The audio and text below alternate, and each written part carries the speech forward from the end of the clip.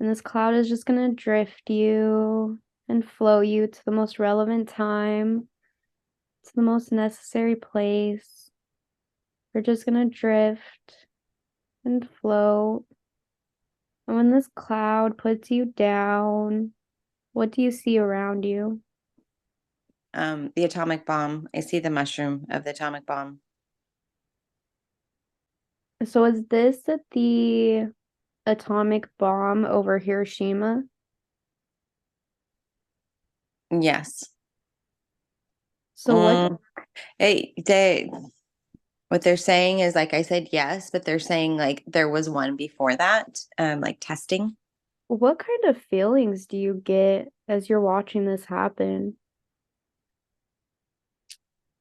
Fear, concern, just like an apprehension. There's just like feelings of like, oh no.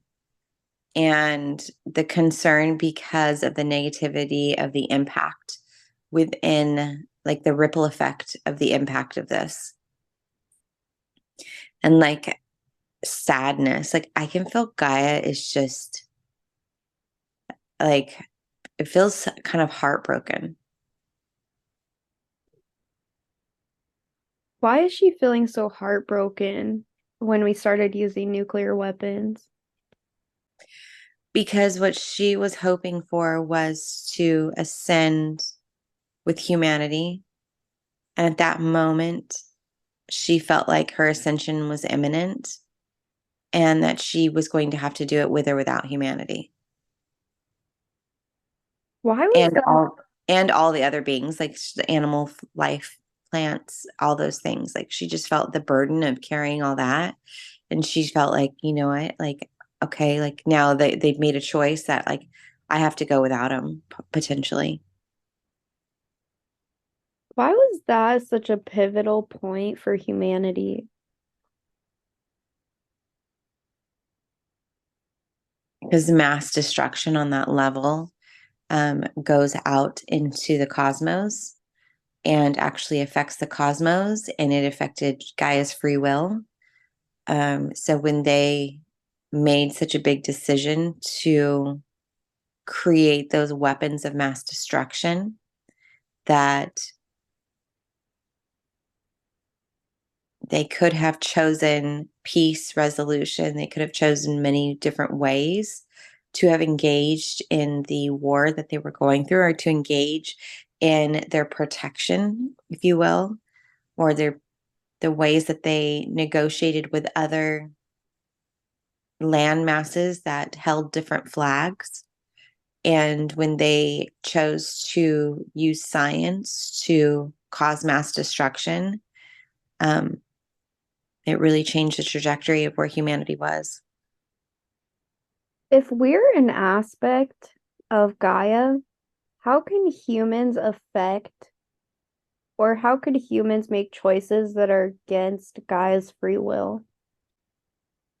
Well, we're all an aspect of everything, and not necessarily everything is an aspect here on Earth is off of Gaia's family tree, if you will. As far as soul family, there were a lot of draconian and reptilian collectives that were pushing the agenda of mass destruction, and they heavily influenced and created a fear in order to get something done. You have to push the agenda of the need first before you offer the solution. And so they really pushed the fear, where put man against man, landmass against landmass, humanity against each other, and the fear of ego as well, of being the first one to do it, that you would be the best. You'd be labeled the powerful, the best. No one would want to mess with you. It was a very masculine, engaged game they played. And so they created the need. And then, lo and behold, they had the solution, and it was this weapon. And they had felt that if Gaia were to evolve without humanity, that there would be an empty cavern within Gaia that now needed a soul to encompass, to allow the planet to continue on. Whether it was thriving or not, they would be able to navigate these waters, and they would be able to evolve their body and the technology to be within whatever of the land was left, and they'd be able to have a planet. And that is something they wanted. And so it didn't matter to them. And so they were able to manipulate humanity to go down this timeline in their own best interest to finally have a home planet.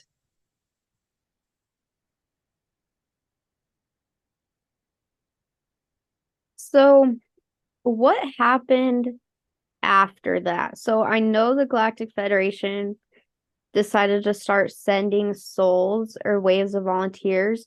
How did the Draconians feel when they started seeing the waves of volunteers come to Earth? And they realized that they weren't going to get a planet for themselves. They were I feel very angered. Um, and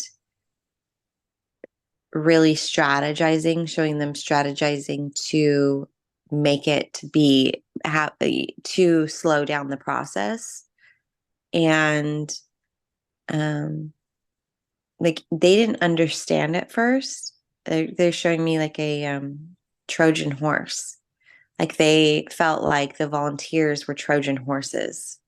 And so what they really tried to do once they realized it was happening, like the first wave of volunteers, they tried to really disrupt the mission, thinking that they would deter sending in more troops, if you will, from the volunteers. And so they did as much as they could to confuse, to create a world of illusion, messed with the frequencies.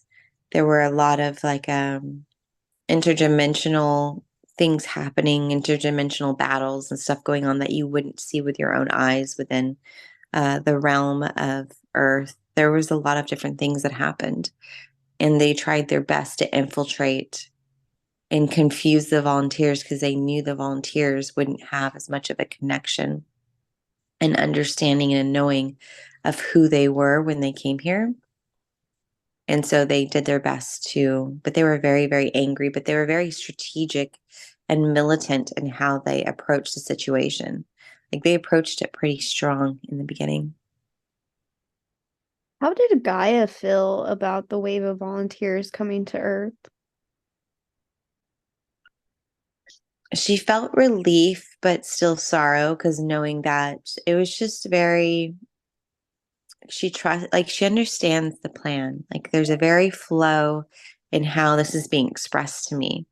But there's also thought forms that she's expressing that are like she knew she was going to go with or without humanity. So she came to a point of peace. Like it hurt a little bit and like the responsibility for all. But once she detached from that responsibility from all and just knew that she had a bigger part that she needed to follow and to allow the Galactic Federation and the volunteers and all of the beings that were involved in this to do what they needed to do. And she came to a place of peace that it was all going to work out for the divine, whether or not they came with or without her. How does she feel like humanity is evolving at this time? To be honest, she loves humanity and sees that there's more light, but she's detached from a lot of the connection with humanity in a way, not detached and not caring, but detached and focused on what she needs to do. Like she became to a place of peace and flow with understanding that it was all a part of the bigger. So she does what she needs to do. She holds the frequency she needs to hold. She provides the space that she needs to provide. But as far as the outcome for humanity, she understands, and there's just this peace that is not hers to own. she's just here to do her part. What messages does she have for humanity today? Beautiful, beautiful energy that she's giving me right now, that connecting in with her. And it is this just beautiful flow. It reminds me of a flower. It reminds me of nature, just the beautiful flow that she's offering. If we, it's, she says it's always there. Like we want to connect with her energy, her flow. But she says, as humanity, you all have to do your part too and trust the bigger divine. And that so often, she says, there are bleeding hearts that come into this world and they know they have a purpose, they know they have a job. And in that job, they take ownership of others and wanting to help them and heal them and bring them with. And you just want to see everyone make it in a way. But in a way that you become, when you're in a state of not aware of your true soul purpose, you take on those projects and you give more of yourself to others and you extend yourself beyond trying to help be the savior. And at the end of the day, she's saying you have to just trust the process, trust the plan, do everything you can for yourself in raising your vibration and being in the flow with your purpose and your mission, and knowing what you are here to do is divine and is beautiful and is very important, and what is one of the most important jobs in the bigger flow of all. If everyone thought of their own job as the most important job, to just come here and have an experience, to be, to flow, to connect, to love, to hold a vibration, then everything else, other people have their own teams that are helping connect and make those connections, helping the healing, helping guide their purpose too. And you holding that state of being and that energy just allows the space, just as I allow the space for you all to have the experiences you're having and trusting in the connection you have with your guides. I absolutely love that. So, why did they show you the picture of the atomic bomb at the very beginning? Because that was such a pivotal point in this cycle being stopped. They're showing me the connection with Atlantis and the destruction that happened on such a catastrophic level, and that will not be tolerated again.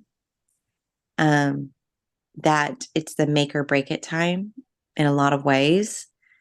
And if you don't make it, that's fine. You'll be recycled and to have other experiences. Like it's not like you're not going to go in the timeout chair and be told you're and punished and you're a bad person. It's just that it's time for these cycles and this destruction.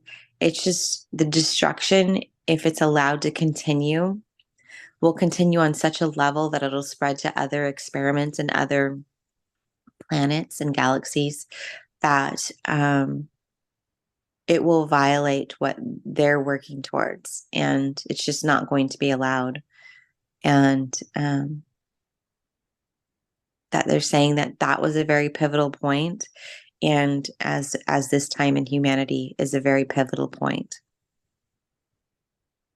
So, what would happen if the waves of volunteers didn't come in and this cycle ended?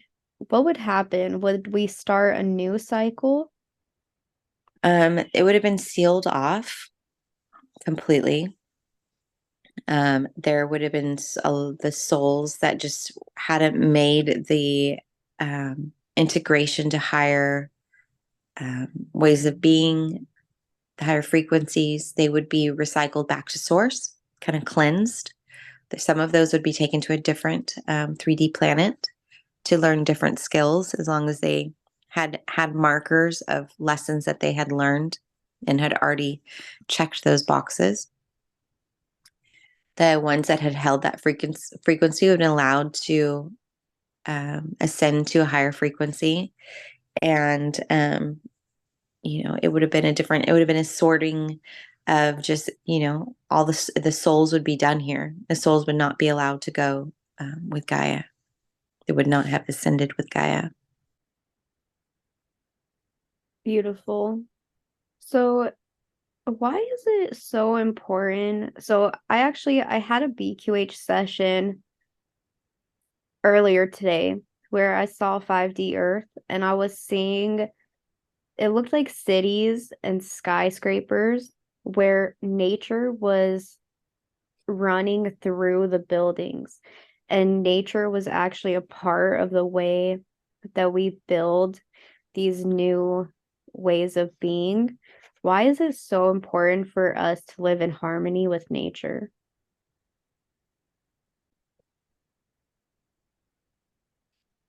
Because when you accelerate too much with technology and don't integrate it with the heartbeat of the planet that you are existing upon, which is holding that frequency and that resonance, when you are advancing with technology, you become out of harmony with the natural flow of those cycles.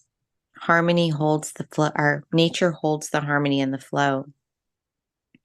And we become too advanced with technology and that evolution process and the cycle and don't integrate that flow, you become off balanced.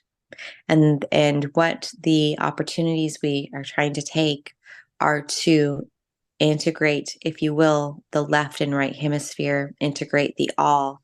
So to see how to evolve a species in perfect harmony with technology and with nature.